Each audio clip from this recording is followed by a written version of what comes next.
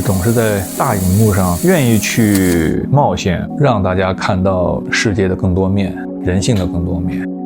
野心倒没有，可能有点私心吧。等孩子再长大一点，他去上学的时候会跟同學说：“这個是我爸爸演的。”有了孩子以後，我覺得人會變得特別的敏感，所有的毛孔細胞都打開了，很多神經又長出了新的觸角，因為你等待着去迎接和擁抱一個新的生命。我以前是特別隨性自由的一個人，沒工作也是喜歡到處跑。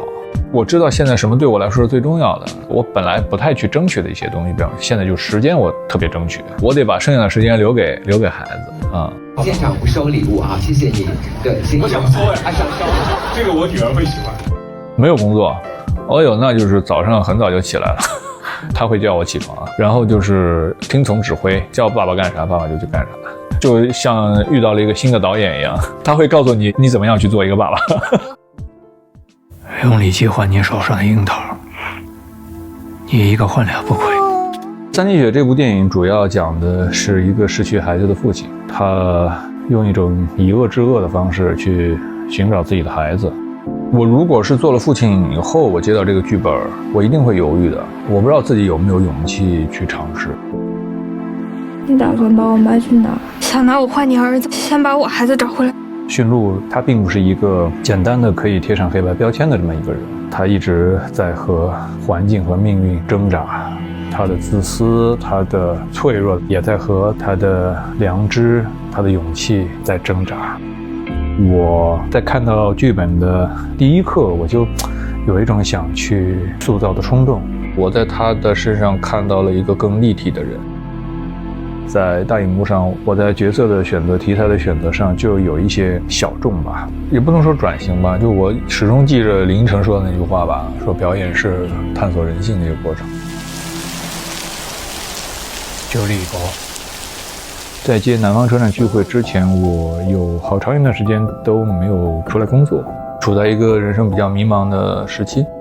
之前的《琅琊榜》和《違章者》的成功，的確給我帶來很多的榮譽、鮮花和掌聲。這些所謂的名利啊，會讓你看不清自己。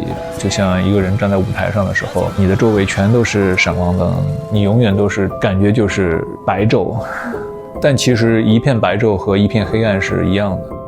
可能也是和當年的那起意外有關啊，讓我在很早的時候就體會到了人生的無常。我之後就經常會有這種居安思危的這種習慣吧，總是試圖做更充分的準備，面對未來啊。在猶豫、在止步不前的時候，就是我遇到了周澤農這個角色，開啟了我的真正的電影之路吧，把我帶上了戛納主競賽的紅毯。後來的不虛此行那個角色是對我人生的一種補償，我可以和自己的過去進行一個鄭重的告別。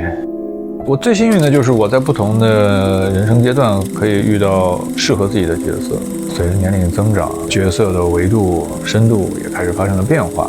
在電影的世界裡，就是能夠和自己的現實生活一直能夠產生連接，簡直對於演員來說是妙不可言的事情。如果人生是一趟列車的話，你是想永遠都在列車上，你這趟人生會走得非常高速哈，最終會留下什麼呢？那我肯定是想多到有意思的地方下去走一走，看一看，然後重新再回到列車上繼續前行，這是我的選擇。